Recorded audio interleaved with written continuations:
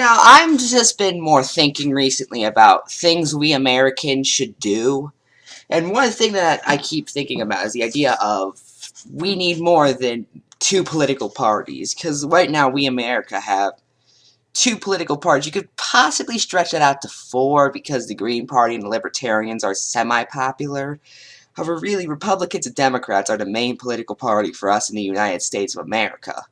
And one of the main problem with this is that it creates a political monopoly. Now, for those who do not know what monopolies are, they're basically what happens when a business, for instance, has so much power they can make their service as awful as they want because who else are you going to go to? Now, that's bad enough in business, but when it's in politics, then it's even worse because with business, you might not need the item in question. For instance, Hasbro arguably has somewhat of a monopoly out of the toy industry. I'm just using an example here, but you don't need a toy, or, Apple has somewhat of a monopoly over the cell phone industry, or Microsoft has a monopoly over the computer industry, and things like that. But, you might not need those things, depending on your lifestyle. Politics are definitely going to affect you at some point, so political monopolies are quite possibly the worst thing that could have been created. And the only way I could think of to fix that is to create multiple political parties, more than two, or dismantle political parties entirely, and I've talked about why I'm in favor of that in, say, 10 Ways to Save America.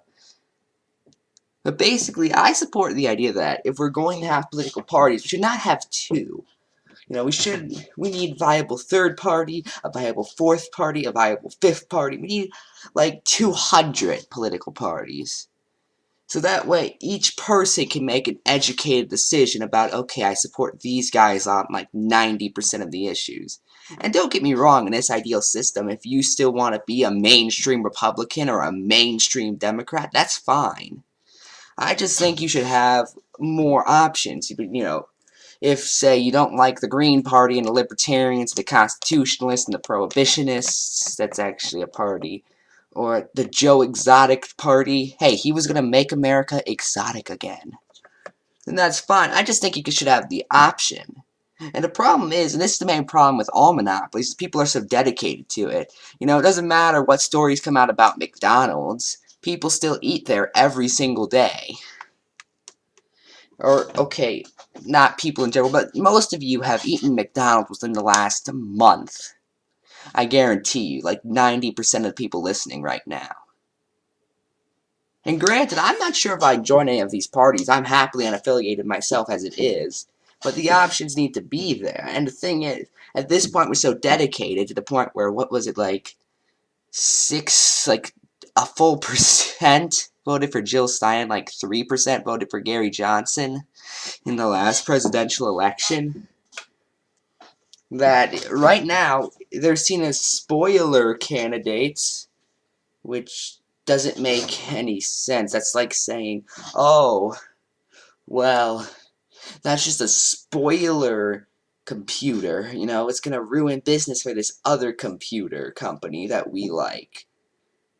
Or their protest votes, which a lot of people do use them as. And the thing is, with this, and keep in mind, I'm also saying that we wouldn't have, when it comes to debate, we wouldn't have like 200 people sitting around.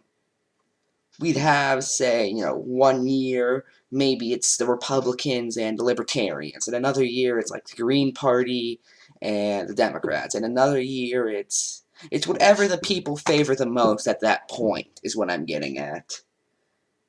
And I think we should have anyone who qualifies as being on the ballot in all 50 states as a possible candidate. Because if I remember correctly, I'm going to look this up real quick. Okay, Gary Johnson was available in all 51 ballots. That's 50 states plus D.C.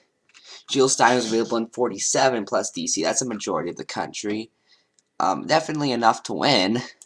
Let's see what else. It doesn't say how many it was for the rest, though. It looked like those...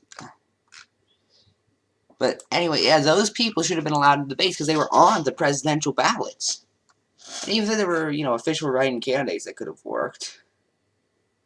And I'm just sitting there wondering, so why weren't they allowed in? some people will say they need to get to, like, I think it was like 12%, but they're on the ballot in most states. Let me just read you the names of every person who could have been on your ballot.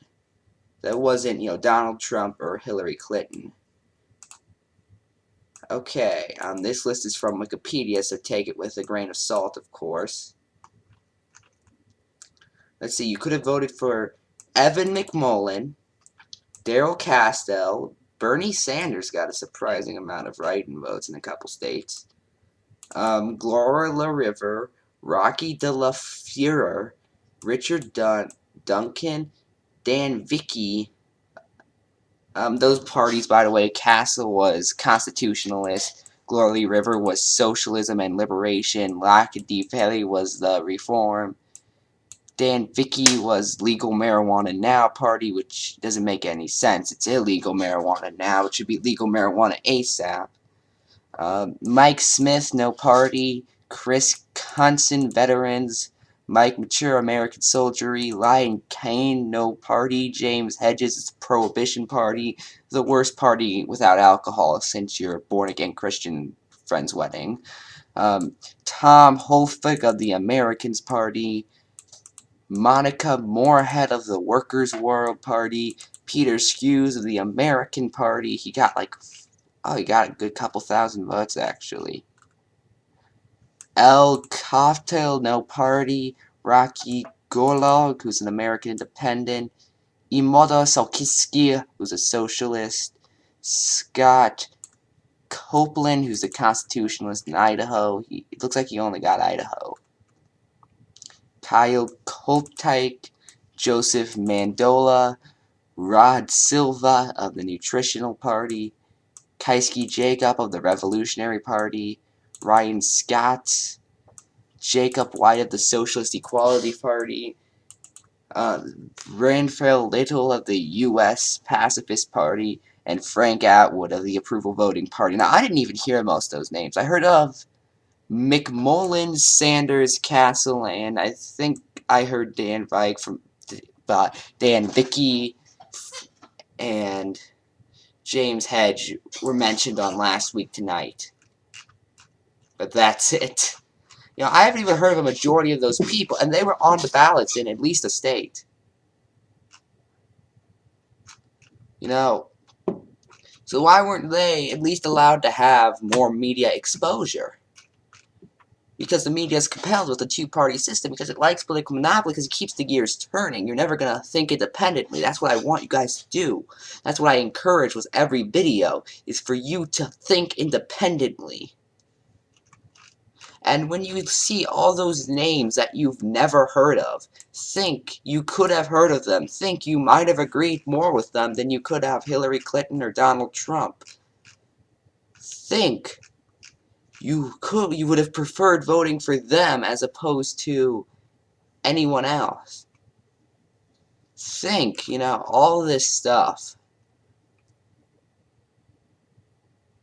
that you could have had, but you didn't have because they didn't want you to have it. And then there were these parties that had no ballot access. Let's see those. There was Zoyton Iverson of the Furists, Dan Bilski, who's a professional poker player. Doesn't say their parties. Ken Fields, Terry Jones, Merlin Miller, Joel Scrives, Guy Switzwartz, Rob White, and Robbie Wells. They were all people like write-in candidates that could have worked. And, I think these people would have liked that. I think these people would have honestly, if you look into the positions, you might have liked them more than the others. But you didn't want them because they weren't part of the two-party system, which you've convinced yourself you need to have. Well, you know what? It weren't even Republicans, Democrats. When America started, there were Federalists and Democratic Republicans. And they moved on, and they changed the party. Why can't you?